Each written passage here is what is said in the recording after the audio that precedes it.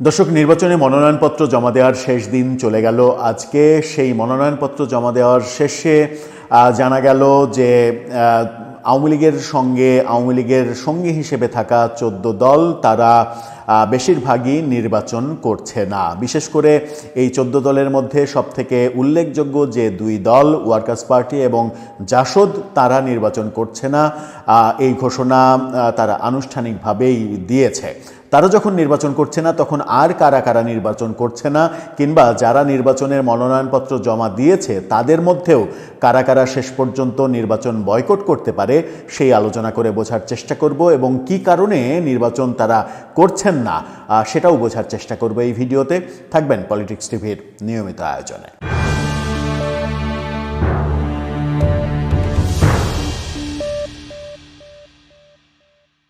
দর্শক, আওয়ামী লীগের সময়ে যে একপাক্ষিক নির্বাচন হয়েছিল, সেই একপাক্ষিক নির্বাচনের সমালোচনা আমরা সবাই করি।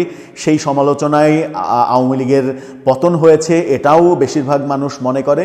সেই একই পথে বর্তমান সরকারও হাঁটছে, একপাক্ষিক নির্বাচনের দিকেই এগোচ্ছে। আওয়ামী লীগ তো নির্বাচনে অংশগ্রহণ করতে পারছেই না, সাথে এবার 14 দলও নির্বাচন করছে না, তারা নির্বাচন বয়কট করছে। এবং বিভিন্নভাবে শোনা যাচ্ছে জাতীয় পার্টি মনোনয়নপত্র জমা দিলেও শেষ পর্যন্ত লেভেল প্লেইং ফিল্ড না থাকার কারণ দেখিয়ে তারাও নির্বাচন বয়কট করতে পারে। নির্বাচন বয়কট করার তালিকায় আরও রয়েছে কৃষক শ্রমিক জনতা লীগ, বঙ্গবীর কাদের সিদ্দিকীর দল, তারাও নির্বাচন করছেন না। এবং সবারই ইস্যু একটাই, যে সবার সমান সুযোগ না থাকার কারণে, সবাইকে নির্বাচন করতে না দেওয়ার কারণে তারা নির্বাচন করছেন না। গণমাধ্যম ডেইলি স্টার যেটা বলছে সেটা দেখে নিতে পারেন শিরোনামটা। সেখানে বলছে নির্বাচনে অংশ নেবে না জাসদ ও ওয়ার্কার্স পার্টি। সব রাজনৈতিক দলের অংশগ্রহণ নিশ্চিত না করায় আসন্ন ত্রয়োদশ জাতীয় সংসদ নির্বাচনে তারা অংশগ্রহণ করছে না। আজকে দল দুটির পক্ষ থেকে পৃথক বিবৃতিতে এই সিদ্ধান্তের কথা জানানো হয়েছে।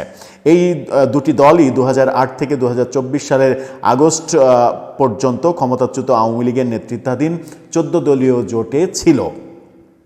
জাসদের সভাপতি হাসানুল হক ইনু এবং ওয়ার্কার্স পার্টির সভাপতি রাশেদ খান মেনন বিগত সরকারের মন্ত্রী ছিলেন, যারা এই মুহূর্তে জেলে আছেন, যাদের বিরুদ্ধে আন্তর্জাতিক অপরাধ ট্রাইব্যুনালে বিচার হচ্ছে। এদিকে জাসদের দপ্তর সম্পাদক সাজ্জাদ হোসেন স্বাক্ষরিত বিবৃতিতে বলা হয়, নির্বাচনমুখী দল হওয়া সত্ত্বেও তারা এই নির্বাচন ও গণভোটে অংশ নিচ্ছে না। তাদের মতে এই নির্বাচন অসাংবিধানিক এবং একতরফাভাবে আয়োজন করা হচ্ছে। অন্তর্বর্তী সরকার নিরপেক্ষ নয় দাবি করে বিবৃতিতে বলা হয়, এই সরকার নিরপেক্ষ, অন্তর্ভুক্তিমূলক, অংশগ্রহণমূলক নির্বাচনের বদলে একটি অসাংবিধানিক গণভোট এবং একতরফা সংসদ নির্বাচনের দিকে যাচ্ছে। জাসদের অভিযোগ, নির্বাচন কমিশন সম্পূর্ণভাবে সরকারের রাজনৈতিক ইচ্ছা বাস্তবায়নের নির্বাচনের দিকে যাচ্ছে। জাসদ অতীতে কয়েকটি বিতর্কিত নির্বাচন ছাড়া সব নির্বাচনে অংশগ্রহণ করেছে। এদিকে ওয়ার্কার্স পার্টি তারা 5-6টি কারণ লিখেছে, বলেছে নির্বাচনে অংশগ্রহণ না করার জন্য। সেই ব্যাপারে যেটা বলা হচ্ছে সেটা হচ্ছে যে প্রধান নির্বাচন কমিশনার কর্তৃক জাতির উদ্দেশ্যে দেওয়া ভাষণে সুষ্ঠু নির্বাচনের আশা ধ্বনিত হলেও বাস্তবে সেটা তারা দেখছেন না। ওয়ার্কার্স পার্টি নির্বাচন থেকে বিরত থাকার কারণ তুলে ধরেছে। প্রথমত, নির্বাচন কমিশন বিশেষ রাজনৈতিক চাপে প্রথমেই নিরপেক্ষতা হারিয়ে নিবন্ধন থাকার পরেও ওয়ার্কার্স পার্টি সহ অনেক দলকেই তাদের সংলাপে ডাকেনি। উপরন্তু ওয়ার্কার্স পার্টি 10 দফার একটি প্রস্তাবনা সিনিয়র সচিবের মাধ্যমে নির্বাচন কমিশনকে জানিয়েছিল, তারও কোনো সাড়া দেয়নি। দ্বিতীয়ত, তফসিল ঘোষণার পরবর্তীতে দেশে আইন শৃঙ্খলার চূড়ান্ত অবনতি হয়েছে। এরপরে যেটা বলা হয়েছে সেটা হচ্ছে তৃতীয় কারণ হচ্ছে নির্বাচনে জামানত সহ সিডি কেনার শর্ত ও মূল্যের বিষয়টি তুলে ধরেছে। তারা মনে করছে এতে কালো টাকার ব্যবহার বাড়বে এবং গণমানুষ, সৎ ও যোগ্য মানুষকে নির্বাচনের মাঠ থেকে সরিয়ে দেওয়া হয়েছে, যা অবাধ এবং সুষ্ঠু নির্বাচনের পথে এবং লেভেল প্লেইং ফিল্ড নিশ্চিত করার পথে অন্তরায়। চতুর্থ কারণ হিসেবে ওয়ার্কার্স পার্টি বলছে, অভ্যুত্থানের পর বিভিন্ন থানার লুট হওয়া অস্ত্র এবং অবৈধ অস্ত্র উদ্ধার করা হয়নি, যা নির্বাচনে সহিংসতার ঘটনা ঘটাবে।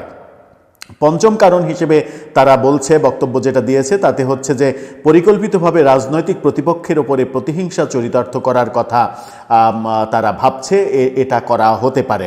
ওয়ার্কার্স পার্টি তাদের কেন্দ্রীয় কার্যালয় এবং বিভিন্ন সহযোগী সংগঠনের কার্যালয়ে সরকার সমর্থিত মব গোষ্ঠী গেল 13 নভেম্বর থেকে দখলে রাখার অভিযোগ তুলেছে।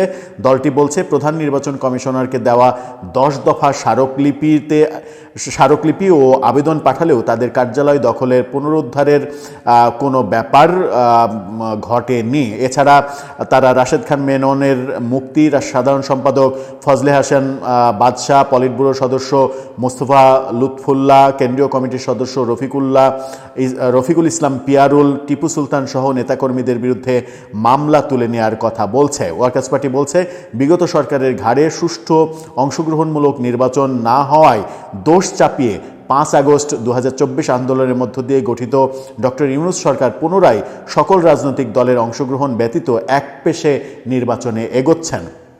পুনরায় একটি ভুল প্রক্রিয়ায় এদেশের জনগোষ্ঠীর বিরাট অংশের ভোটারদের এবং দলকে নির্বাচনের বাইরে ঠেলে দেওয়ার পায়তারা চলছে, এরকম কথা তারা বলেছে। অর্থাৎ এই দুই দল একেবারে স্পষ্ট করে বলছে যে নির্বাচন একপাক্ষিক হচ্ছে, একপেশে হচ্ছে, জবরদখলের নির্বাচন হচ্ছে, অস্ত্র উদ্ধার করা হয়নি, এই ব্যাপারগুলো বলছে এবং তাদের নেতাকর্মীদের মিথ্যা মামলা, জেলে ভরে রাখা, এই ব্যাপারগুলো তারা তুলে আনছে।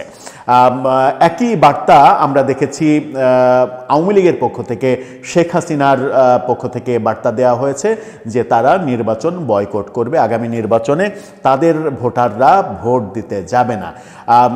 জাতীয় পার্টি সর্বশেষ তার যে মহাসচিব শামীম হায়দার পাটোয়ারি, তিনি বলেছেন যে মনোনয়নপত্র জমা দিলেও লেভেল প্লেয়িং ফিল্ড না পেলে তারা শেষ পর্যন্ত নির্বাচন নাও করতে পারেন। অর্থাৎ জাতীয় পার্টিরও সম্ভাবনা রয়েছে নির্বাচন বয়কট করার। এদিকে কৃষক শ্রমিক জনতা লীগের বঙ্গবীর কাদের সিদ্দিকী, তিনি নির্বাচন করছেন না, তার দল নির্বাচন করছে না। এরকম একটা অবস্থায় দেশের অন্তত 40% মানুষের জনপ্রতিনিধিত্ব করা মানুষ দলের অংশগ্রহণ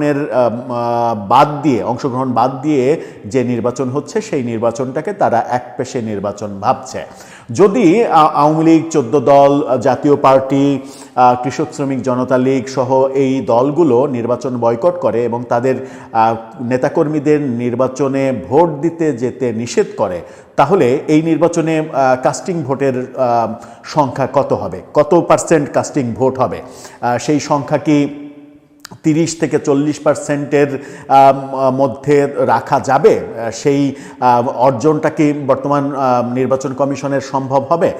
কারণ একটা বড় অংশ যারা নির্বাচন বয়কট করার ঘোষণা দিচ্ছে, এটা একটা ব্যাপার। আরেকটা ব্যাপার যারা ভাসমান ভোটার, যারা নিরপেক্ষ, যারা কোনো দল করে না, আমরা যারা মনে করি যে নিরপেক্ষ থাকতে চাই, যারা নিরপেক্ষ থাকতে চান, তারা যদি নির্বাচনের পরিবেশটাকে নিজের নিরাপত্তার জন্য ঝুঁকি মনে করেন, যদি মনে করেন যে নির্বাচনে সহিংসতা হতে পারে, নির্বাচনে অনেক কিছু হতে পারে, তাহলে কেন নিজের জীবন বিপন্ন করে নির্বাচনের কেন্দ্রে যাবে? এটাও একটা বড় প্রসঙ্গ। সুতরাং ভাসমান যে ভোটারগুলো, সেই ভাসমান ভোটারগুলোর যদি আপনি নিরাপত্তা নিশ্চিত করতে না পারেন, তফসিল ঘোষণার পরেই ওসমান হাদির হত্যাকাণ্ডের ঘটনা ঘটেছে। এই তো দুদিন আগে কেরানীগঞ্জে একটা মাদ্রাসায় বিশাল বিস্ফোরণ হলো এবং শত শত কেজি, শত শত লিটার বিস্ফোরক বিভিন্ন দ্রব্য পাওয়া গেল, কিন্তু সেই ব্যাপারে কোনো মিডিয়ার কোনো হইচই নেই। ব্যাপারটা মনে হলো যে একটা ছোট্ট একটা ঘটনা ঘটেছে, অথচ বোমাই একটা ঘরের চার দেয়াল উড়ে গেল, ছাদ উড়ে যাওয়ার উপক্রম হলো, পাশের বিল্ডিং ক্ষতিগ্রস্ত হলো, 4 জন আহত হলো। সেখানে খুব আশেপাশে কেউ না থাকার কারণে হতাহতের ঘটনা ঘটেনি। এই ঘটনাগুলোও তো একটা ইঙ্গিত দেয় যে ওখানে এত কয়েকশো কেজি, কয়েকশো লিটার এরকম যে বোমা বানানোর সরঞ্জামাদি পাওয়া গেল, সেটা শুধুমাত্র কি সেখানেই ছিল, একটা মাত্র কারখানা, নাকি বাংলাদেশে এরকম কারখানা আরও রয়েছে?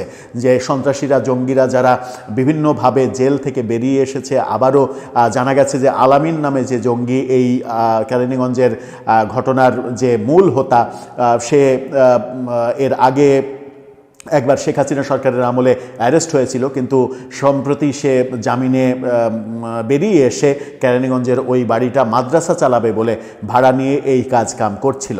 এই ব্যাপারগুলোও একটা আতঙ্কের জন্ম দিচ্ছে সাধারণ ভোটারের জন্য। সুতরাং সব মিলিয়ে পরিস্থিতি যে খুব একটা পজিটিভ আছে এবং নির্বাচনে ভোট কাস্টিং যে খুব আহামরি কিছু করা যাবে সেটা বোধহয় মনে হচ্ছে না।